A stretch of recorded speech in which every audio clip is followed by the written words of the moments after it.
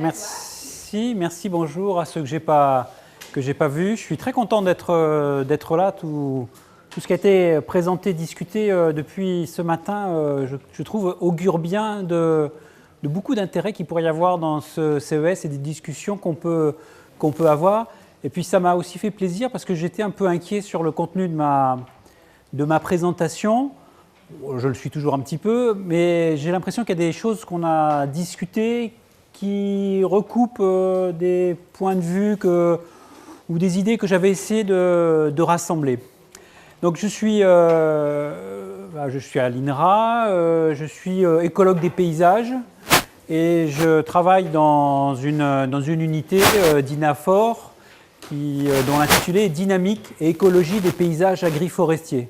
Donc on s'intéresse particulièrement à la forêt sous toutes ses formes, leur place dans les paysages. Il y a beaucoup de dimensions spatiales qu'on prend en compte, beaucoup d'outils de spatialisation, de télédétection, mais pas que l'on utilise.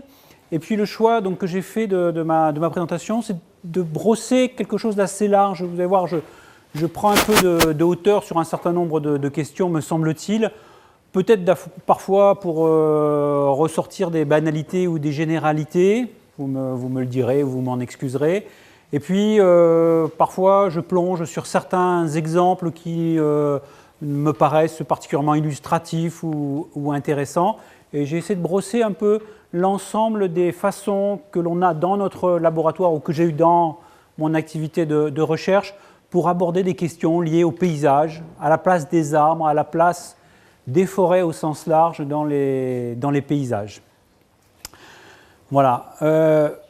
S'intéresser aux arbres dans les paysages, ça va un peu de soi. C'est un peu une évidence parce que beaucoup des paysages, notamment des paysages tempérés, mais c'est vrai quand même dans beaucoup d'endroits, sont caractérisés, sont marqués par les formations arborées, les espaces arborés qui les composent. Soit parce qu'ils sont absents quand on a de l'open field, soit parce qu'ils sont très présents, qui forment des structures particulières. Donc ça me paraît assez logique qu'une entrée paysage, à un moment donné, mette en avant et s'intéresse assez particulièrement aux arbres et à la façon dont ils sont organisés. Un petit préalable avant cette réflexion, et je ne développe pas là-dessus, mais pourtant cette question, je pense qu'elle est cruciale, c'est que c'est quand même souvent une question de définition. Qu'est-ce que l'on appelle un arbre? Ça paraît aller de soi pour tout le monde, mais finalement, quand on y regarde d'un peu plus près, dans beaucoup de situations, ce n'est pas si évident que ça à définir. Qu'est-ce que c'est qu'une forêt? Ce n'est pas si évident que ça à définir. C'est lié à des questions, et on l'a vu tout à l'heure d'ailleurs dans l'exemple qui vient d'être présenté. C'est souvent lié à des questions, à mes yeux, d'échelle. Et je pense que si on s'intéresse au paysage, et Sandra l'a bien dit ce matin, ça sera une question d'échelle. De plusieurs échelles, et à quelles échelles on s'intéresse et comment on le caractérise. Des échelles thématiques, voilà, comment est-ce qu'on définit nos entités. Des échelles spatiales, quelle étendue, quel grain, quelle définition, quelle résolution on se donne. Et on n'a pas les mêmes représentations de définition. Mais aussi l'échelle temporelle. Et ce n'est pas simple, notamment par exemple pour la forêt, parce qu'il faut pouvoir inclure aussi bien les stades de régénération, où quelque part c'est une forêt mais il n'y a pas d'arbres. Oui, on peut avoir des forêts qui n'ont pas d'arbres lorsqu'on est à certains stades, et puis d'autres stades où les arbres vont être des géants de grande taille. Donc il faut pouvoir inclure tout ça, et puis quand même aussi avoir en tête que l'arbre ne fait pas la forêt. Une forêt, j'insiste un peu là-dessus lourdement, parce que les statistiques nationales, par exemple sur la forêt, elles sont quand même basées uniquement sur l'arbre égale forêt. Mais une forêt, c'est aussi son sol, c'est aussi le reste de sa végétation, c'est aussi toute sa faune, c'est aussi tout un ensemble d'autres choses qu'on ne caractérise pas forcément toujours bien quand on s'intéresse qu'aux arbres. Je ne développe pas, mais c'est pour mémoire. Quelques considérations sur les structures. Alors on s'intéresse à des structures spatiales que j'appelle internes, c'est-à-dire ce qui est à l'intérieur du peuplement. C'est le fait que les arbres, du fait de leur grande taille, du fait de leur longévité, sont des éléments qui écologiquement sont structurants pour beaucoup d'autres espèces animales, végétales, beaucoup de processus écologiques. Donc comprendre comment ils s'organisent entre eux, dans l'espace, voire même à l'intérieur d'entités comme un arbre mort. Il peut y avoir déjà toute une structure qui est organisée. Ça fait partie de cette structure. Alors, est-ce que la télédétection peut en rendre compte? Peut-être, en partie. C'est aussi la structure interne à l'intérieur des massifs et des surfaces, ce qu'on va mesurer par la dendrométrie. On peut essayer d'en rendre compte de façon avec des données spatialisées. L'hétérogénéité des peuplements, leur diversité, la dynamique de ces peuplements. Là, c'est juste une illustration d'un travail assez fin que l'on avait réalisé pour la première fois à cette échelle de finesse, de nombre de coupes réalisées depuis les années 40 dans des petites forêts. Vous voyez quelle hétérogénéité extrême on peut avoir sur des petites surfaces. Donc on peut s'intéresser à ça. On avait fait aussi un travail que je ne vais pas développer avec une doctorante sur essayer d'identifier des essences d'arbres, des types de milieux dans les Pyrénées, et qui avait montré, ça avait été assez compliqué, que les documents supposés de référence, quand on utilisait les méthodes les plus poussées que l'on pouvait faire, il y avait quand même de sacrés écarts. Alors, est-ce que c'est la référence qui est fausse? Est-ce qu'on obtient avec la télédétection qui est meilleure ou pas? Comment on utilise ça? Voilà, ça nous avait posé beaucoup de questions qui restent complètement ouvertes et sur lesquelles je pense beaucoup d'autres buts. Ce qui nous intéresse beaucoup et ce qui va sans doute nous intéresser plus dans ce CES paysage, c'est ce que j'appelle des structures spatiales externes. Et là se pose la question importante du discontinu versus continu, qui a été d'ailleurs un peu abordé tout à l'heure. On est quand même dans nos régions tempérées, culturellement, dans la construction de notre façon de dessiner, de caractériser les paysages, dans une vision discontinue, où on identifie des entités, parce qu'elles correspondent en gros, parce que les processus anthropiques, les actions humaines, ont tendance à créer des discontinuités. Lorsqu'on est dans des situations plus naturelles, où les processus sont moins contraints par les hommes, on a plutôt une tendance à avoir des situations avec des gradients. Les discontinuités sont plus difficiles à caractériser.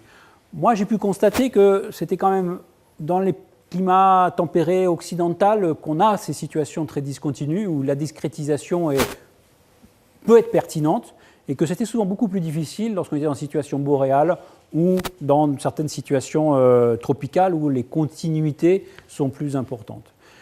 Si on considère les paysages de façon discontinue, ça amène à imaginer et à identifier trois grands concepts que moi je retiens propres à l'écologie des paysages, sur le fait qu'il y a des lisières, il y a des limites entre deux entités, le fait que ça conduit à notre échelle à une fragmentation, il y a des tâches dans ce qu'on va appeler une matrice, et puis qu'il y a une connectivité, c'est-à-dire qu'il y a des liaisons entre ces éléments-là. Alors ces concepts, je donne 2-3 éléments après, ils ne sont pas limités aux forêts et aux espaces arborés, mais il est vrai que historiquement, c'est quand même sur les arbres, sur les espaces arborés, que ça a été le plus largement développé. Donc les lisières, on a conduit beaucoup de travaux sur ces milieux un peu particuliers. Il existe des lisières naturelles qui correspondent à deux régimes de perturbation qui finalement se confrontent à un moment donné, un endroit où il y a un glissement de terrain, un endroit où il n'y a pas eu de glissement de terrain, un endroit où ça a brûlé, un endroit où ça n'a pas brûlé. Donc les lisières naturelles existent, mais souvent on est quand même, en tout cas dans nos régions, beaucoup plus confrontés à des lisières anthropiques créées par l'homme, du fait d'usages des terres qui vont être différents, de l'agriculture d'un côté, de la forêt de l'autre, et puis aussi des statuts fonciers différents. C'est souvent le marqueur principal de la propriété privée, d'une forme d'appropriation de l'espace. Donc rendre compte de ça, c'est quelque chose qui peut être un peu difficile. Fragmentation forestière, je ne vais pas développer puisque je pense qu'il en sera question dans l'exposé d'après. C'est à la fois un état et un processus. Voilà, c'est en train de se fragmenter, ou c'est fragmenté, on ne sait pas très bien d'où ça vient, ça peut être un processus d'ailleurs de défragmentation. Il existe de nombreuses méthodes et outils pour les... Alors pardon, je reviens un tout petit peu en arrière. Là, c'était un exemple dans notre zone d'étude où toutes les petites taches là sont des petits bois. Donc on voit bien ce que ça peut représenter quand même, la fragmentation. On voit qu'il peut y avoir des gradients, il y a des situations très différentes de fragmentation entre ce qui est ici et ce qui est ici. Si on faisait le tour dans la salle, je pense qu'on arriverait à avoir 50% de gens qui pensent qu'ici c'est plus fragmenté que là et vice-versa. Et ça, c'est une question de définition. On voit aussi, si vous y regardez bien, qu'il y a des effets un peu... Oh, ça ne s'allume pas, ça ne marche pas. Des effets historiques. Donc, si vous voyez cette grande forêt qui est au coin de Toulouse, là, eh bien, un certain nombre des bois qui forment des fragments qui sont au sud, l'histoire nous dit que ça vient de la même forêt. Donc là, c'est une vraie fragmentation. C'était une grande forêt qui s'est coupée en morceaux. Donc je poursuis, un certain nombre d'outils pour les caractériser. Tout à l'heure, on a vu Fragstat. J'ai mis une illustration d'un outil qu'on a beaucoup utilisé qui est Guidos. Donc, à voir, nous, j'imagine, ce qui pourra se faire dans CES, ce CES, si c'est aboutir, construire des types d'outils similaires ou pas. Connectivité, c'est le fait que dans les paysages, il y a des espaces, parfois de petite taille, qui mettent en relation, qui créent une forme de réseau à l'intérieur entre d'autres occupations du sol, souvent de taille plus importante. Donc, c'est une autre façon de décrire et de rendre compte des paysages et de l'espace avec d'autres types d'outils, d'autres types de représentations, comme les représentations en graphe. J'ai mis l'illustration d'un outil qui s'appelle Graphab, qui a été développé par des collègues à Besançon. Nous, ça nous avait donné l'occasion de travailler sur l'utilisation de méthodes. Alors, David Cheren a produit un outil pour ArcGIS qui s'appelle Edge Tool, je crois, qui vise à extraire l'information pour redessiner, caractériser le réseau des haies dans un paysage. Bon, je ne développe pas parce que ce n'est pas mon domaine.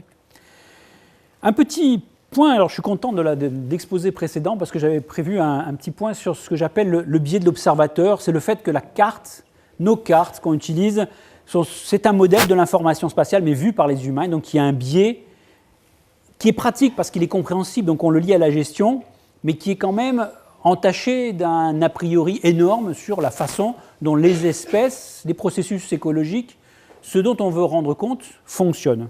Et donc, moi, je considère que les données de détection, elles sont beaucoup plus riches en informations, d'une information auquel l'observateur n'a pas forcément accès, auquel on n'est pas forcément sensible, et que donc il y a un intérêt, comme ça a été fait tout à l'heure, à lier beaucoup plus directement l'information spatiale des données de télésection avec les données que l'on cherche à modéliser. On avait fait ça un petit peu, nous, avec des oiseaux. On avait dit, voilà, voir le paysage avec les vues d'un oiseau. L'approche classique, c'est celle-là. On a des données, on fait une carte d'occupation du sol, et puis on sort des métriques, et on cherche des corrélations entre ces métriques et des observations d'oiseaux, et on obtient une carte prédictive d'oiseaux, de sa distribution. Et ce qu'on a pu faire, c'est de passer directement, sans cette carte d'occupation du sol, là c'est un exemple, on en a testé plusieurs, à d'autres cartes prédictives de la distribution, de la répartition d'indices liés à la biodiversité. Ici, ma carte, c'est la richesse en espèces, sans qu'on ait à aucun moment donné introduit d'informations sur les préférences d'habitat des espèces ou une caractérisation anthropique du milieu. C'est les données qui sont sorties et venues des données satellitaires. Et ça donne des résultats extrêmement prometteurs. Et je pense que, comme l'a dit Sandra, c'est dans cette direction-là qu'il faut poursuivre. Quelques éléments sur les dynamiques. Tout ça, ça change. Et les paysages, qui peuvent, à nos yeux humains, souvent nous paraître assez statiques, sont en fait relativement dynamiques. Même leur partie forestière, dont on imagine souvent que c'est un peu, on parle d'infrastructure, voilà, c'est des infrastructures écologiques, ça veut dire c'est ce qui bouge le moins. Oui, certes, ça bouge le moins, mais ça bouge quand même. Et nous, on a conduit beaucoup de travaux à essayer de reconstituer et d'analyser ces histoires des couverts forestiers. D'abord, quelle méthode, comment on fait ça, comment on fait pour traiter de la même façon des cartes anciennes comme les cartes de Cassini, des photos aériennes de qualité variée, des données satellites aujourd'hui beaucoup plus fines. Comment on fait pour combiner tout ça, pour reconstituer une trajectoire historique? On est parvenu à le faire plus ou moins bien, voilà, pour raconter la petite histoire de ce petit bois qui s'est fragmenté, puis défragmenté. Les dernières cartes, bon ça ne fonctionne pas, voilà, les dernières cartes, la forêt s'est agrandie et on peut à partir de ça repérer des parties de forêt qui sont très récentes, d'autres qui sont là depuis au moins 200 ans. Et ça a des conséquences écologiques importantes, voire sylvicoles de gestion. Et donc pouvoir reconstituer cette histoire, c'est une façon nécessaire à nos yeux aujourd'hui pour comprendre les mécanismes, un certain nombre de processus qui se passent aujourd'hui. Et ce n'est pas simple à faire. On a aussi travaillé à tenter d'identifier des trajectoires types, c'est-à-dire qu'on pense qu'il y a des patterns dans ces trajectoires de transformation. Ce n'est pas simple à identifier, mais on a commencé à creuser autour de ça. C'est David Cheren qui avait abordé ça. Les paysages ont aussi un futur, ils vont changer, on le sait, et s'intéresser à ça, c'est une responsabilité, je pense, majeure. On va vers des situations de changement importants.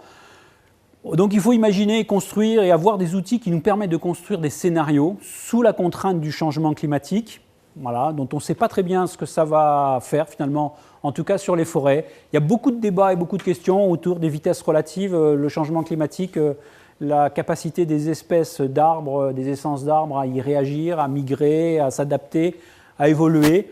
Alors, il y a des simulations comme celle qui est en haut à droite là, pour l'épicéa qui laisse entendre qu'il va disparaître. Et puis d'autres points de vue et d'autres simulations qui disent non, ne vous inquiétez pas, il va trouver moyen de s'installer. Un certain nombre d'espèces ont déjà rencontré ce genre de situation.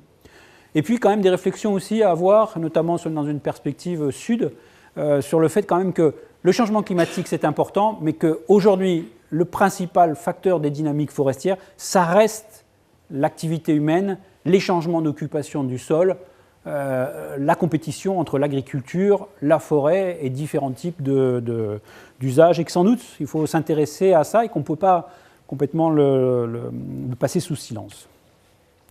On s'est intéressé aussi à des dynamiques à court terme, et ce matin ça a été un peu dit, ces changements à long terme, on pense à 2050, il va se passer des choses à très court terme. Et il faut être capable d'y réagir et de le diagnostiquer.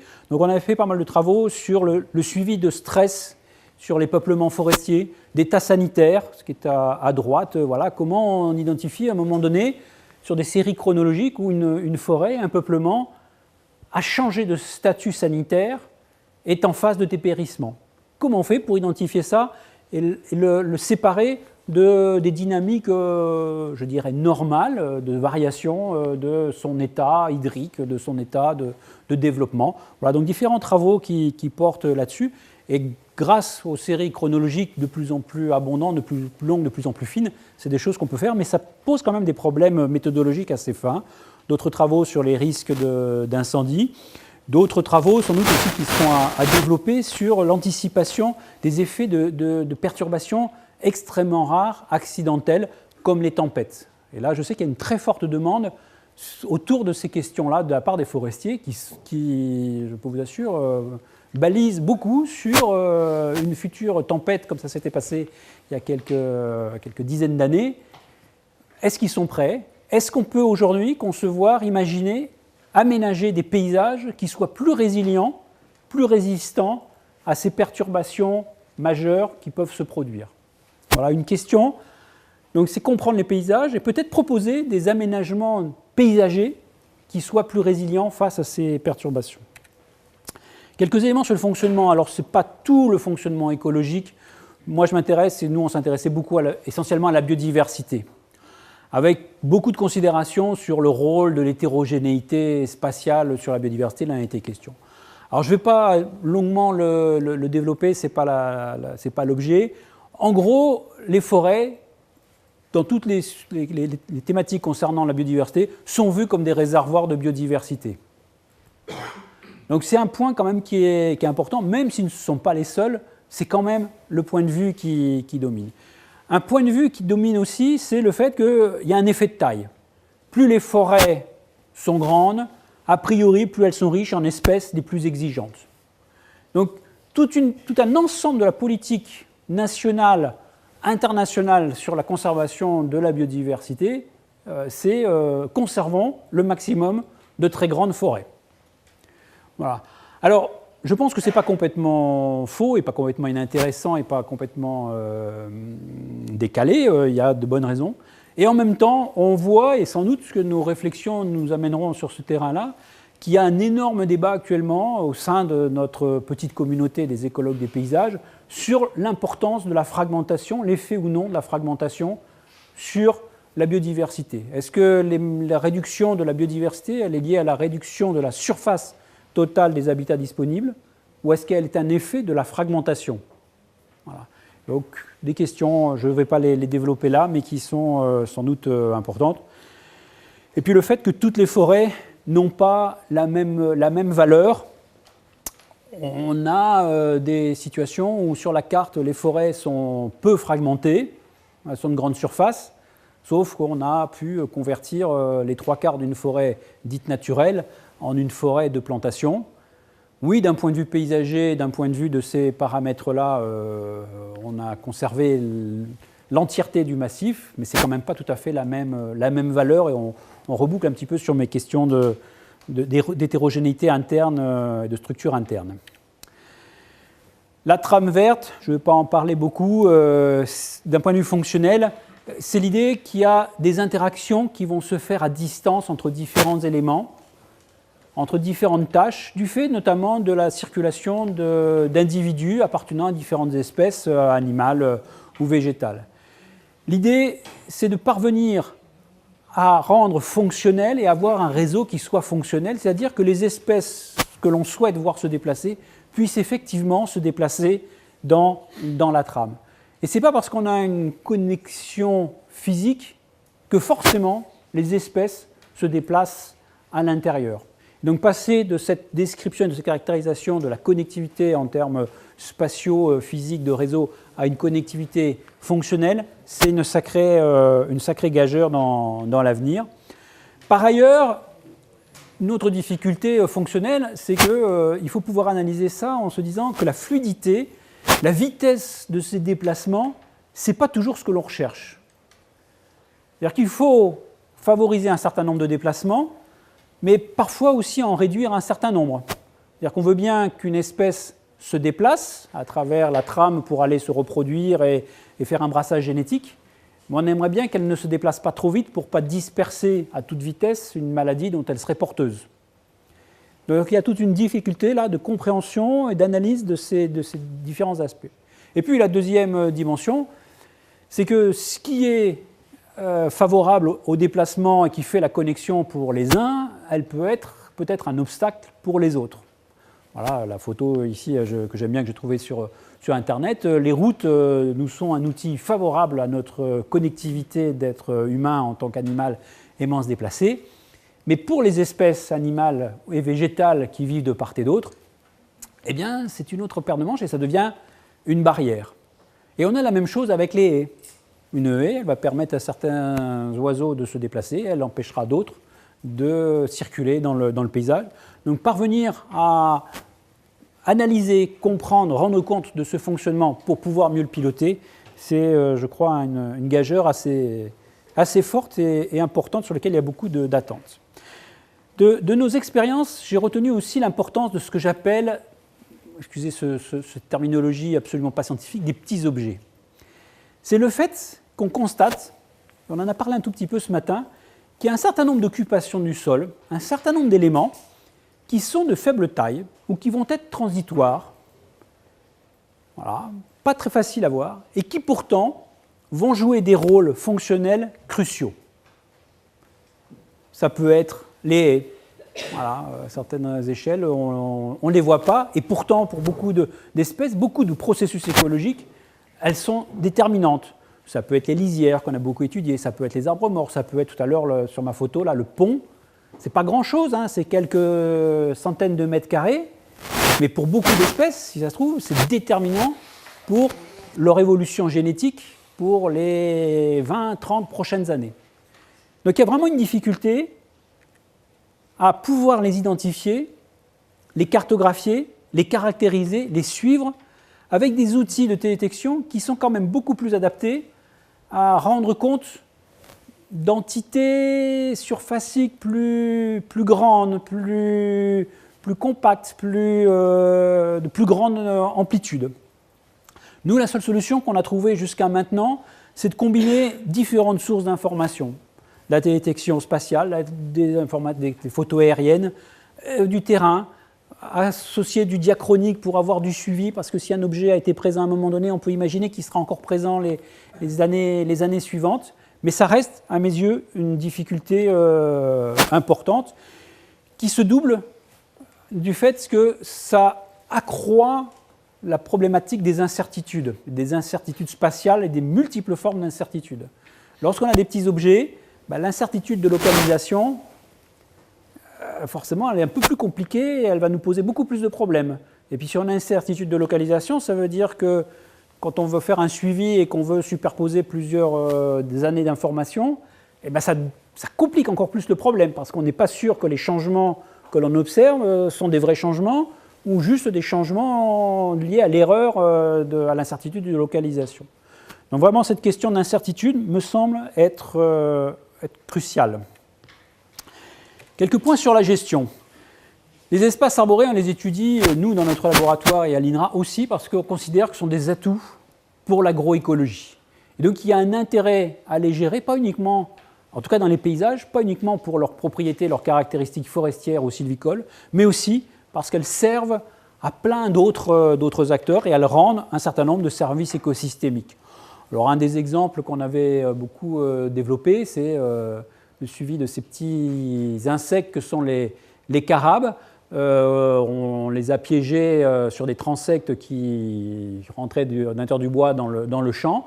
Et on a pu montrer que ces carabes sont des prédateurs assez redoutables de tout un ensemble d'organismes, dont des pucerons, dont les limaces, qui posent des problèmes à l'agriculture.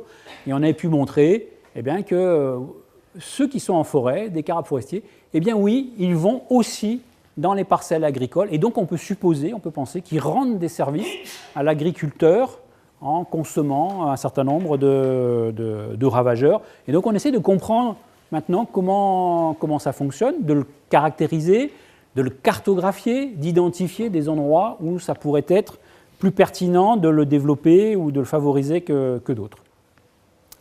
La gestion, ça nous a amené aussi à nous intéresser à ces acteurs, à ces drôles d'animaux que sont les gens qui utilisent et qui habitent, qui sont propriétaires de nos bois. Et nous, dans nos petits bois, dans les bois qui sont dans les paysages agricoles, ce qu'on a constaté, c'est qu'il y a vraiment une extrême diversité d'usages, de formes d'appropriation, de symbolique associées à ces forêts, et qu'il fallait quelque part en rendre compte et qu'en tout cas, mieux comprendre ce qu'il en était de ces relations pouvait expliquer et nous aider à comprendre des structures spatiales. Et c'est le fait que, autour des arbres, autour des forêts, dans beaucoup de pays, et c'est vrai chez nous, il y a de fortes valeurs symboliques qui y sont associées. Et donc, ce qui est fait des forêts, l'endroit où elles sont, souvent, ce n'est pas le hasard.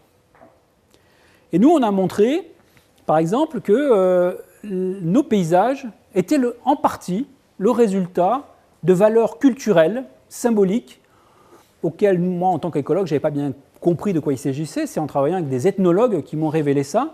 Et par exemple, on s'était longtemps posé la question, je vous ai montré la photo là, avec l'image avec tous les petits points verts, là, pourquoi il restait autant de petits bois dans le sud-ouest de la France. On ne trouvait pas vraiment partout de raisons agronomiques, ce n'est pas des questions de sol, ce n'est pas des questions de pente, ce n'est pas des questions d'accessibilité pour un certain nombre de ces bois, et ils sont toujours là.